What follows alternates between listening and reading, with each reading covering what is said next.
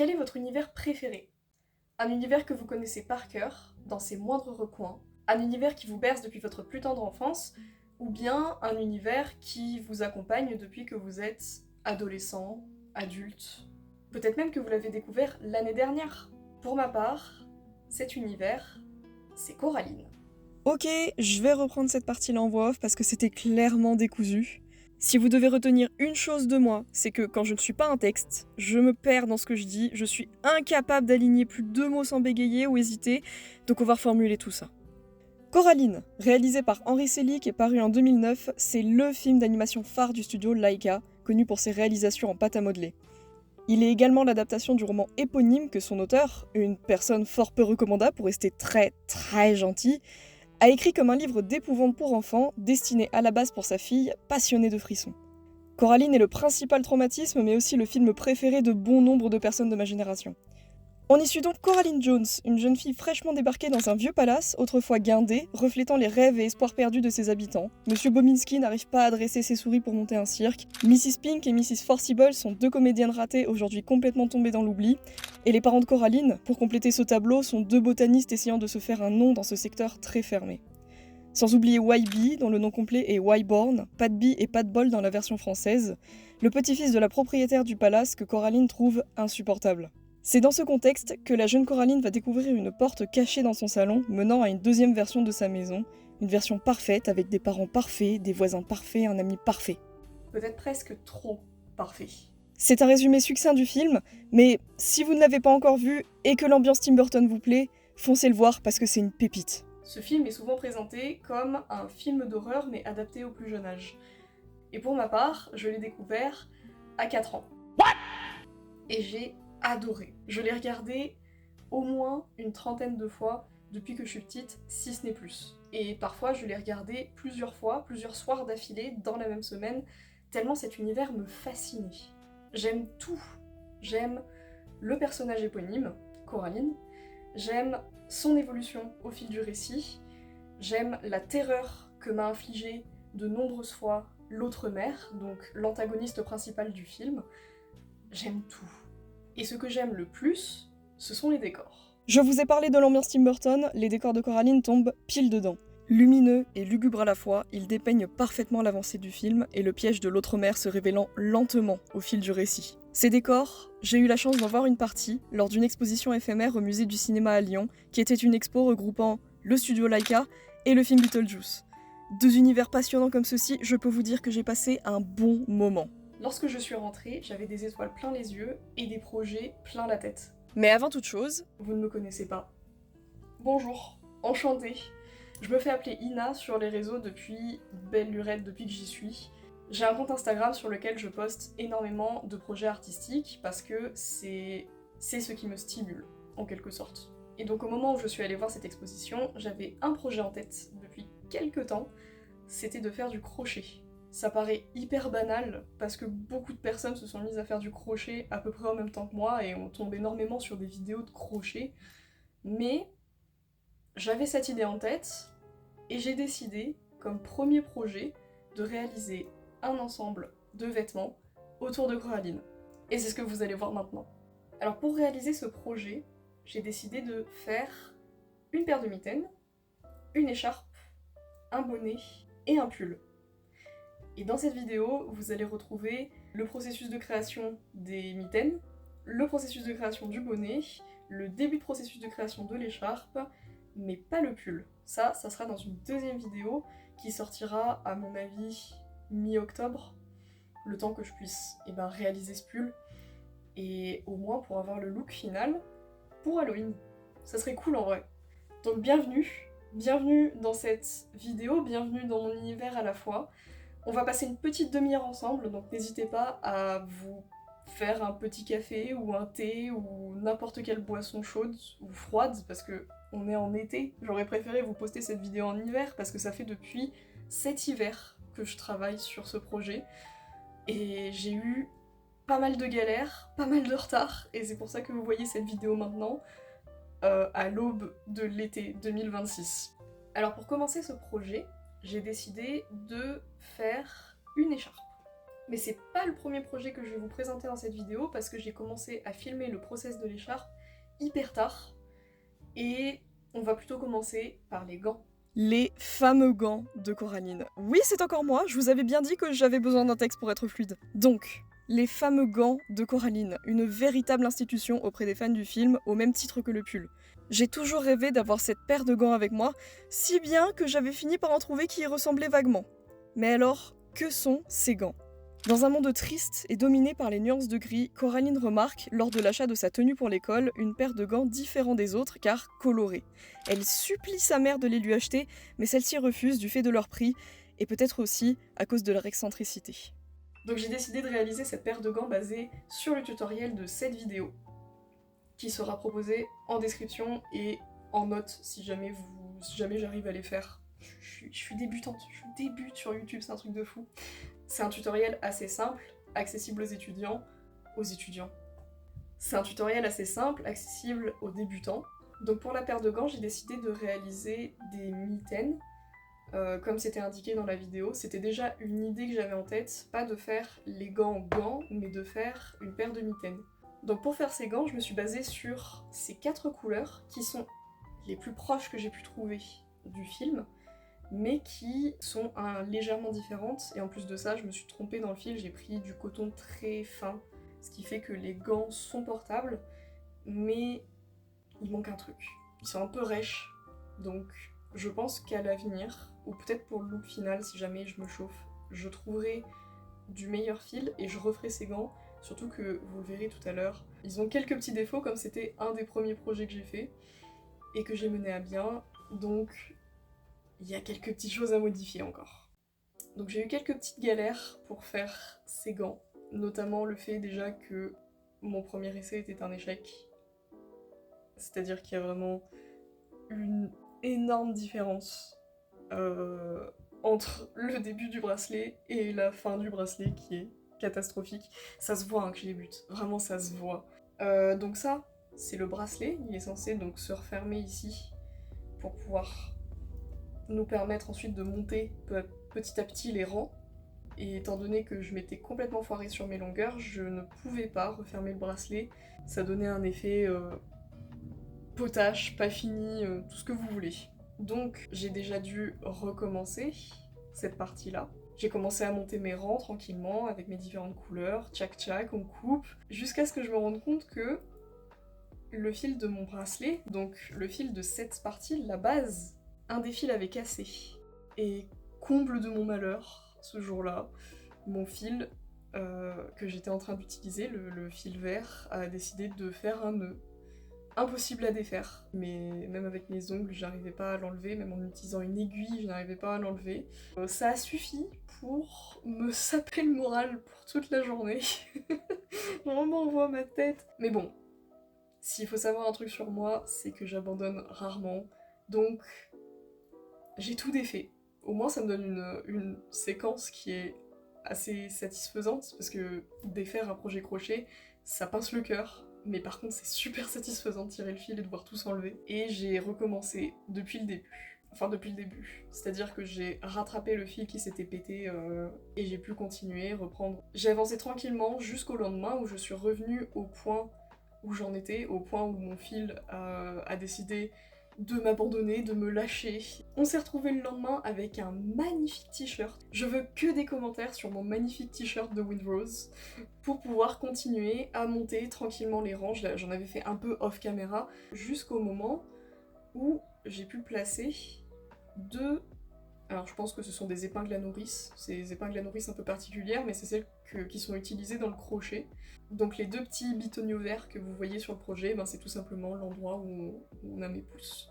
Alors je tiens à préciser une chose, voyez cette vidéo comme un processus de création plutôt que comme un tutoriel. Vous retrouverez tous les tutoriels que j'ai utilisés dans la description, et quand j'ai besoin de vous expliquer certaines choses, notamment pour le dernier item de cette vidéo, je vous expliquerai tout dans les moindres détails, mais mon but là c'est vraiment de faire un truc un peu cosy, où on se prend pas vraiment la tête, où je vous explique un petit peu certaines choses qui peuvent se passer, et c'est un premier jet de vidéo. Voilà, j'essaie absolument pas de vous donner des conseils, de vous livrer un tutoriel, parce que c'est pas mon rôle, je suis débutante, j'ai la moitié des mots en tête et l'autre moitié est perdue dans les tréfonds de mon cerveau et je ne saurais pas bien vous expliquer parce que je suis nulle en explication. Donc, si vous avez envie de tenter le projet, allez-y, il n'y a aucun souci, mais basez-vous plutôt sur les vidéos que je vous mettrai en description et pas sur ce que je vais faire moi en vidéo. Voilà. On avance et tada! Voilà le résultat de ces petits gants.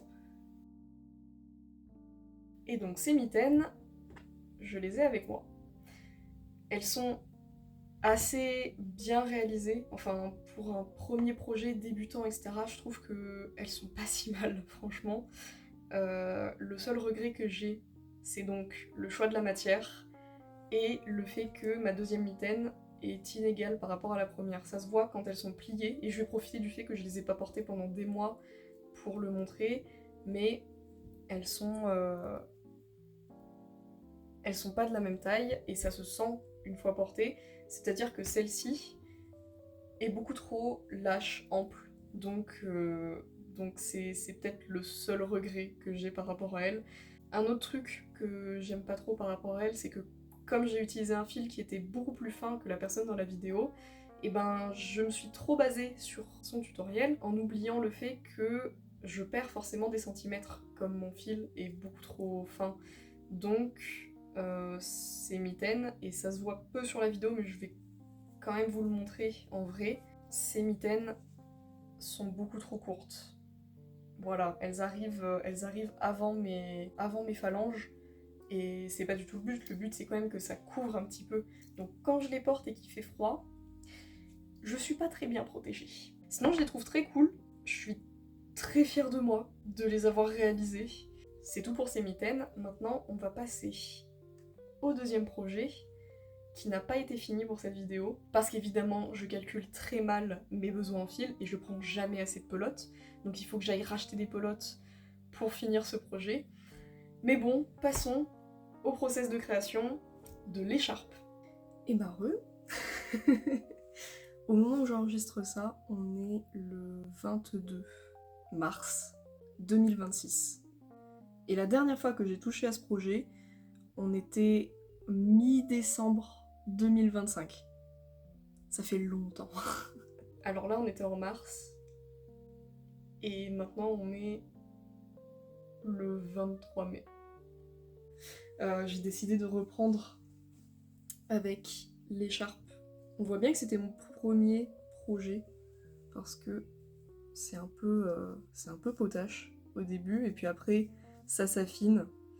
Et donc c'est très simple, hein, c'est que des mailles serrées. C'est pour ça que c'est mon premier projet d'ailleurs. J'ai avec moi mes deux pelotes.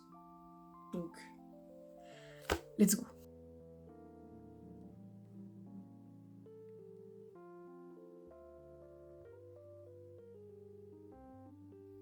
Oui, on reprend à peine, j'ai déjà sauté. Je me dépite. Hop. Alors petite précision, il n'y a pas d'écharpe dans Coraline, ou en tout cas elle n'en porte jamais. L'écharpe c'était un ajout de ma part, parce que j'avais envie de commencer par un projet qui était assez simple, et une écharpe c'est vraiment le truc le plus simple quand on commence le crochet, le tricot. Elle est juste là, c'est un look automnal, elle est simple à faire, et je me suis dit que ça serait quand même sympa de la rajouter à cette vidéo. Donc concernant cette fameuse écharpe, quand je vous dis qu'elle n'est pas terminée, c'est qu'elle a bien avancé, franchement pas mal. Je peux un peu me la passer autour du cou, mais ce n'est pas une écharpe encore. Et donc il va encore falloir attendre un petit peu. Voilà, vous avez au moins l'avancée de l'écharpe à peu près jusqu'à maintenant. C'est pas mal.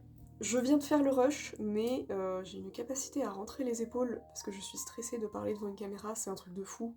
Du coup, j'ai décidé de refaire le rush parce que j'étais vraiment trop tendue. On arrive vers la fin de la vidéo et la fin du projet en lui-même. En tout cas, la fin de cette première vidéo. Donc, pour le moment, on va laisser l'écharpe en pause parce que il n'est plus de laine, tout simplement. Donc, faut que j'en rachète. Et le temps que je trouve le temps d'aller en racheter, on va voir le mois qui va passer et ça va être frustrant pour moi. et pour vous, même si techniquement personne n'est au courant que cette vidéo va sortir, donc il n'y a personne qui m'attend. Pour ce dernier projet de la vidéo, on va attaquer le bonnet. Le bonnet qui est basé sur le poulpe, la peluche de poulpe de Coraline.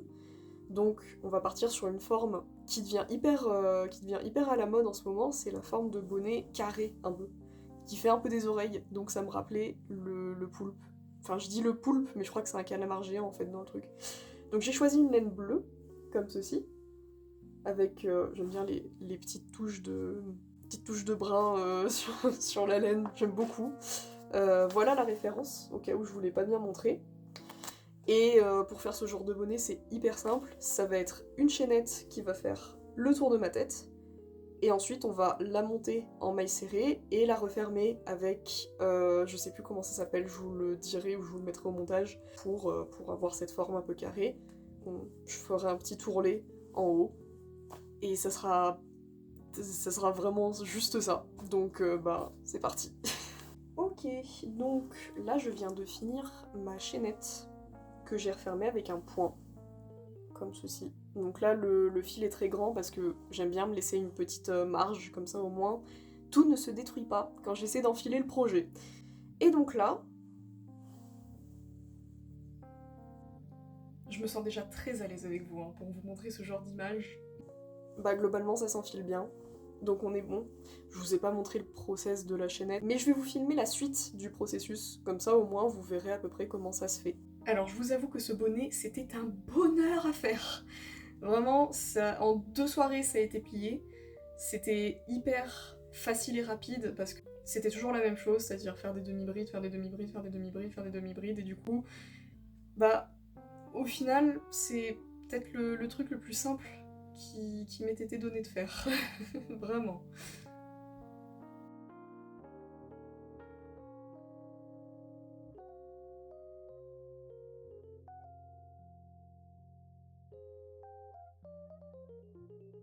À ce moment-là, j'ai mis le bonnet une première fois pour vérifier la taille de mon cylindre et m'assurer que je pouvais le refermer.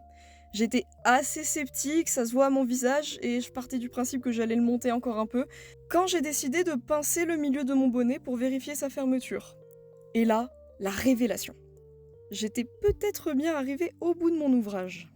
Alors j'ai coupé mon fil et j'ai fermé le tout avec une maille serrée. Donc on va encore une fois accélérer un peu parce qu'il faut que je fasse toute la longueur que je vous ai montrée. Mais au final, ça donnait un très beau rendu. Même moi j'étais choquée. Genre, comment ça, j'ai fait ça?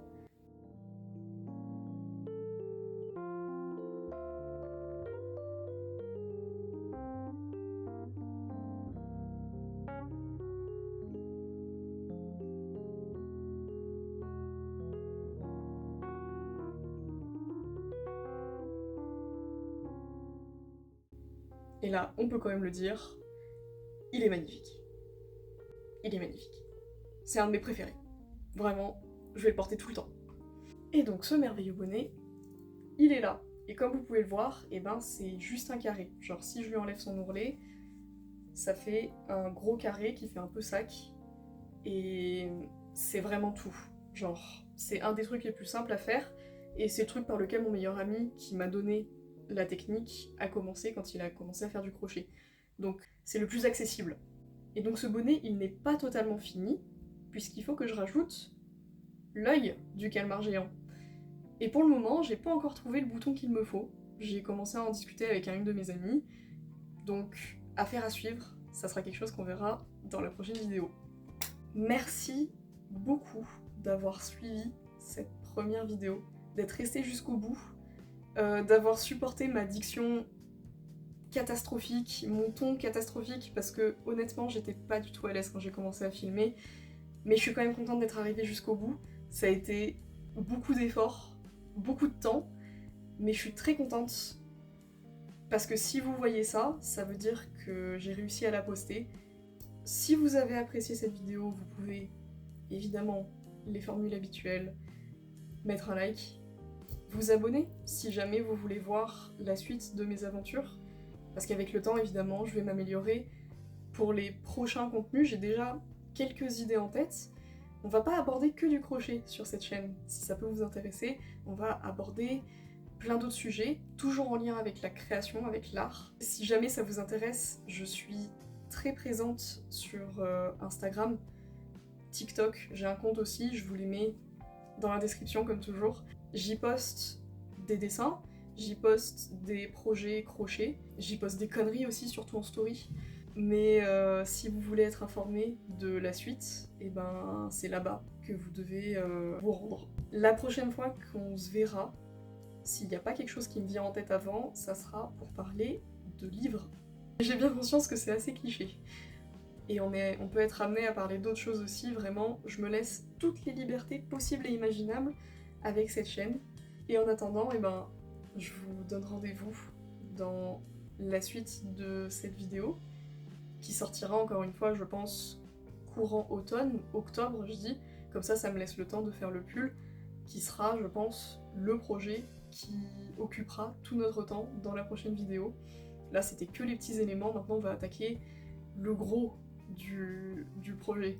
Et si vous voulez me revoir plus tôt, on se retrouve aux alentours du 10 juillet pour la fameuse vidéo sur les livres. Je vous souhaite une belle fin de journée, une belle soirée, en fonction du moment où vous regardez cette vidéo, et à la prochaine!